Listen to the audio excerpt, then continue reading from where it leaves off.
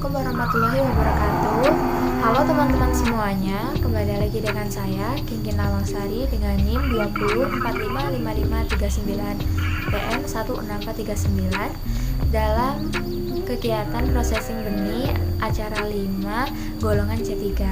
Dalam video kali ini saya akan menjelaskan processing benih cabai dan melihat pengaruh tingkat kemasakan buah cabai terhadap kualitas benih cabai.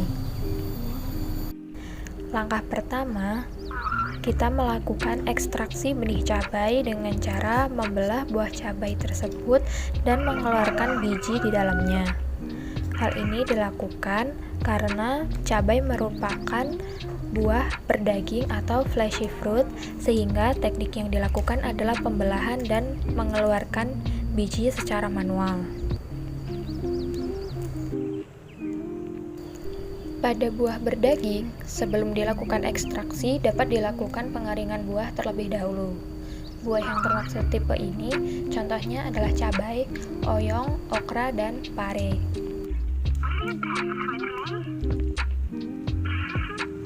Pada praktikum ini, ekstraksi juga dilakukan terhadap buah cabai dengan tingkat kemasakan yang masih muda, yaitu buah cabai yang berwarna hijau.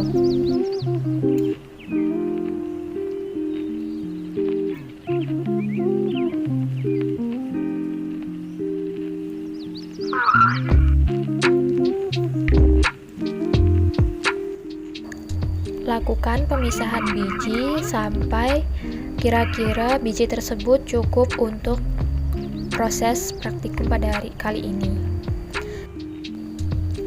Setelah dilakukan ekstraksi, maka langkah selanjutnya adalah pencucian dan sortasi benih. Pembersihan dilakukan dengan memisahkan benih dari selaput yang menempel pada benih, menggunakan air secukupnya. Sedangkan proses sortasi dilakukan dengan cara membuang benih yang mengambang pada proses pencucian dan perendaman. Lakukan terhadap dua jenis cabai dengan tingkat kemasakan yang berbeda.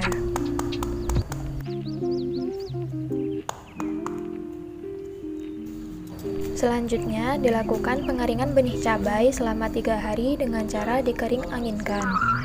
Pengeringan ini bertujuan untuk menghilangkan kadar air setelah proses pencucian.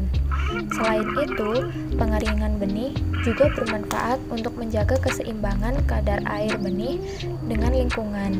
Kadar air benih yang seimbang dapat memperpanjang masa penyimpanan benih.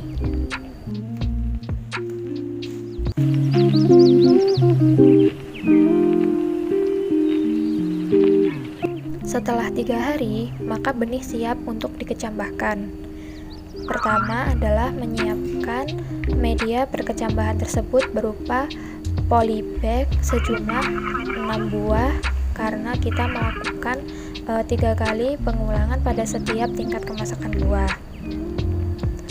Dalam setiap polybag ditanam 25 benih cabai dengan masing-masing tingkat kemasakan yang berbeda. Setelah itu, benih tersebut dikecambahkan selama 14 hari dan kecambah dihitung indeks vigornya setiap hari selama 14 hari. Pada praktikum kali ini terdapat polybag yang jatuh sehingga perhitungan indeks vigor tidak dapat dilanjutkan lagi. Oleh karena itu, pada proses pengolahan data digunakan data sekunder yang telah disediakan oleh asisten. Data tersebut dipindah ke dalam Excel, lalu kemudian diolah dengan menggunakan RStudio, menggunakan sintaks yang telah dibuat sebelumnya.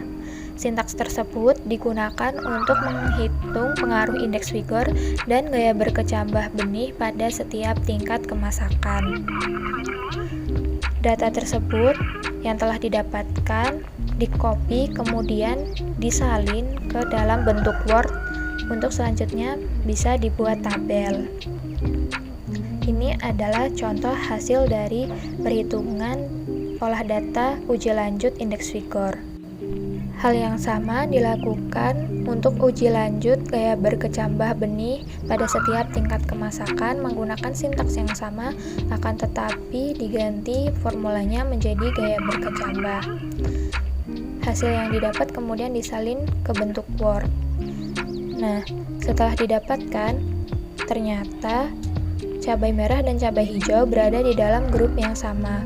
Ini menandakan bahwa gaya berkecambah kedua jenis tingkat kematangan tidak memberi pengaruh yang signifikan.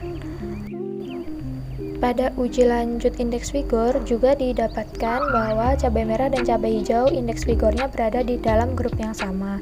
Hal ini juga menandakan bahwa tingkat kemasakan buah cabai tidak memberikan pengaruh yang signifikan. Akan tetapi perlu digarisbawahi bahwa cabai yang telah masak fisiologis memiliki kualitas yang lebih tinggi daripada cabai yang belum masak secara fisiologis.